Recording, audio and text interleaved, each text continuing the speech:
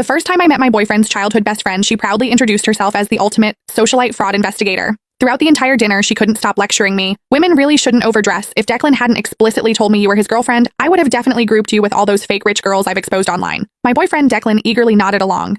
You really do dress a bit too flashy. You should listen to Sloane and tone it down. I couldn't even be bothered to argue with them. I made an excuse to go to the restroom, but right outside the door, I overheard Sloane delivering her expert appraisal of me. Declan, just look at how that woman walks and talks. She's obviously been through one of those gold digger training camps. She only approached you for your money. Think about it.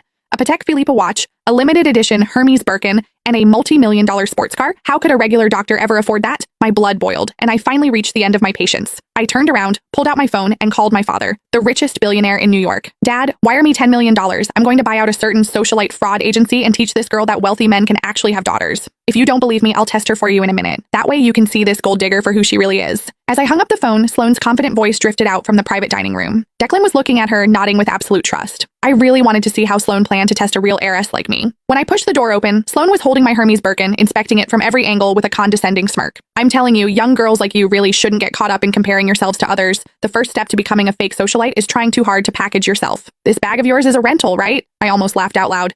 I bought this limited edition bag straight from the boutique, just building up the purchase history to get it cost me over $30,000. When Sloane saw I wasn't speaking, she assumed she had hit a nerve. She put on an I knew it expression and shifted her gaze to my Patek Philippe watch. Can you let me authenticate that watch of yours? Don't get the wrong idea, I'm just worried you got scammed into spending real money on a fake. After all, the bag is already a knockoff. Declan was already looking at me with deep suspicion. He gave me an order. Sloane is just looking out for you. Hurry up and let her see it. This watch was a promotion gift my oldest brother gave me last month. His entire watch cabinet is filled with pieces worth tens of millions of dollars. If Sloane actually appraised this as a fake, it would only prove that she was the real fraud here. I took off the watch, handed it to her, and smiled. Sure, this watch is a highly limited edition, so make sure you don't mess up your appraisal. Sloane eagerly snatched the watch. As she examined it carefully, I clearly caught the flash of raw jealousy in her eyes. It was obvious she had already realized the watch was authentic, but she still opened her mouth to lie. Oh wow, Declan. Your girlfriend is still trying to pass this off as a limited edition to get away with it, but it's actually just a cheap replica. I just have to ask, you're a young girl with an average family and an average job.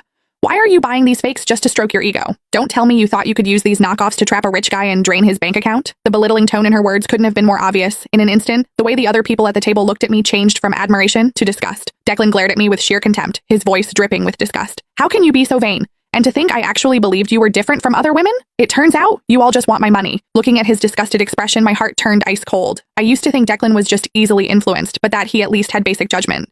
After all, we had been together for almost a year. Shouldn't he know what kind of person I am by now? The reality of the situation hit me like a bucket of ice water. I frowned, matching his dissatisfaction. Declan, who is actually your girlfriend here? You just blindly believe a single word she says? Since that's how it is, I don't see any point in finishing this dinner. I stood up, grabbed my bag, and prepared to leave.